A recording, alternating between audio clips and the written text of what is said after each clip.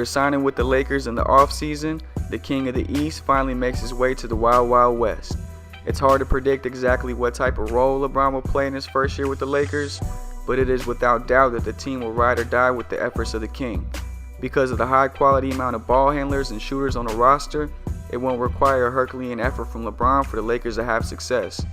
In fact, because he won't have nearly the amount of responsibility he had with the Cavs the last couple of years, we could see LeBron take on a more emphasized scoring role, deferring the playmaking to point guards Lonzo Ball or Rajon Rondo. It's been since 2013 since LeBron has won an MVP, which is also the last time the Lakers were in the playoffs. Bringing the Lakers out of the mud and back into their rightful spot as the top dog in the Western Conference will be more than enough of a storyline for LeBron to capture his 5th MVP award.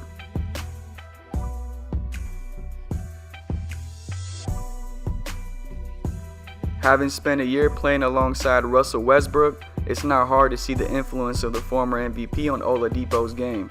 Having already possessed elite athletic abilities and the willingness to play both sides of the floor, Oladipo was able to put the pieces together on the offensive end last year, sharpening his skill set and almost leading the Pacers past the Cavs in the playoffs. With all the attention on the Celtics and the Sixers in the Eastern Conference, the Pacers sneak under the radar, and so does Oladipo. If the Pacers can continue playing like they did in the playoffs, they would be an underrated contender for the vacant East title, making Oladipo a dark horse for MVP.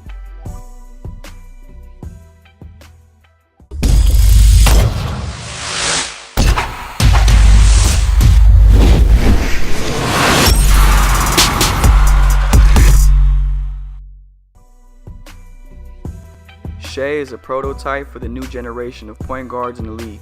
He's tall, lanky, and can do everything on the court. Whether or not he starts at point guard on the first game of the season, I think Shai, like his time in Kentucky, will take over the starting role at some point and never look back.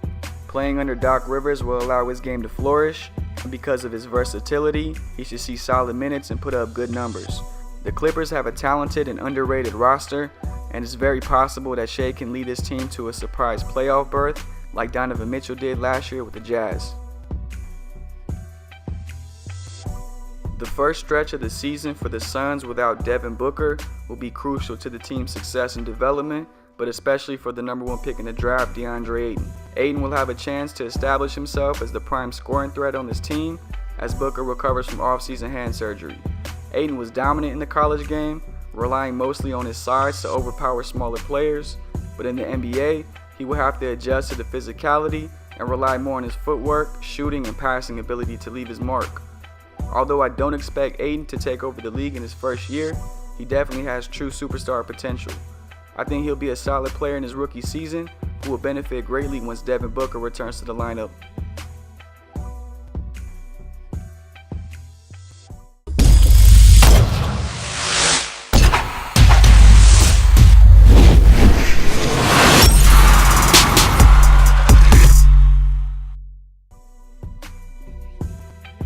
With another All-Star joining the already dominant roster of the Golden State Warriors, Draymond's role on the offensive end could continue to diminish.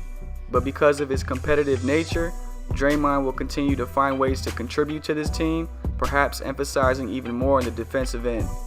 The Warriors are already one of the best defensive teams in basketball, thanks in large part to Draymond, and because of that, he will be a season-long candidate for Defensive Player of the Year.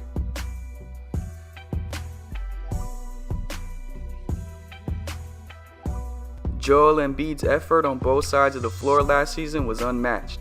He is one of the most competitive players in the league and is hungry to taste success in Philadelphia. After a long rebuild, the 76ers have established themselves as a legit threat to win the Eastern Conference. If they are to go to the next level and represent the East in the finals, the team will require Embiid to be dominant on both ends of the floor, something he is able and willing to do. Look for Embiid contending as not only a Defensive Player of the Year candidate, but also a possible vote-getter for MVP if the 76ers can build on their success from last season.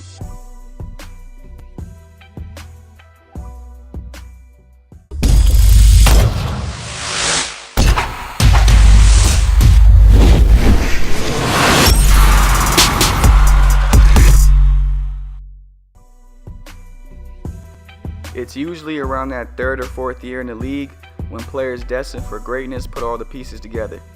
Buddy is arguably one of the purest shooters in the league, and most of his early career struggles was due to trying to be too much of a ball handler like he was in college. With a healthy De'Aaron Fox ready to be the long-term starting point guard, Buddy can transition to a more wing-type role, taking advantage of fast break scoring opportunities and three-point shots. As the key piece in the DeMarcus Cousins trade a few years back, Buddy has a chance to prove to the Kings franchise that he is indeed the star caliber player that they thought they were getting. Once compared to a prime Carmelo Anthony, Jabari Parker finds himself in the midst of his injury-riddled career, trying to prove that he is indeed an all-star caliber player. After a controversial season with the Bucks, where he struggled to get minutes in the playoffs, Jabari goes back to his hometown of Chicago to suit up for the Bulls. Jabari still shows flashes of a young Carmelo Anthony type scorer who's able to put up numbers in bunches. However, the most important factor to Jabari's success will be the ability to play a full season and prove he can be a sustainable NBA player. Jabari finds himself in a good spot on a young Bulls team that can make some noise in the Eastern Conference if he's able to play to the level that he did in the 2016-2017 season.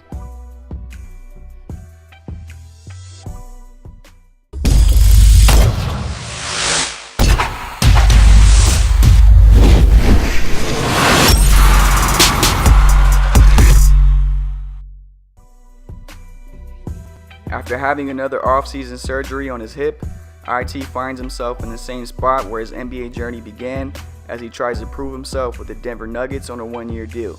Because of the lingering hip injury, IT struggled to find any type of groove last year playing for the Cavs and Lakers. Assuming he's healthy, Denver will be a great spot for IT to reestablish his spot as a scoring threat off the bench like he was in his earlier years in the league. With the Nuggets being on the verge of the playoffs, IT can play a huge role off the bench and help put the Nuggets in the postseason.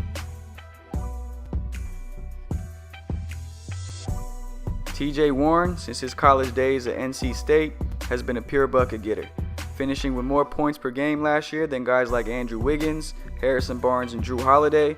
TJ has a chance to continue his growth this season as a lethal scoring threat off the Suns bench.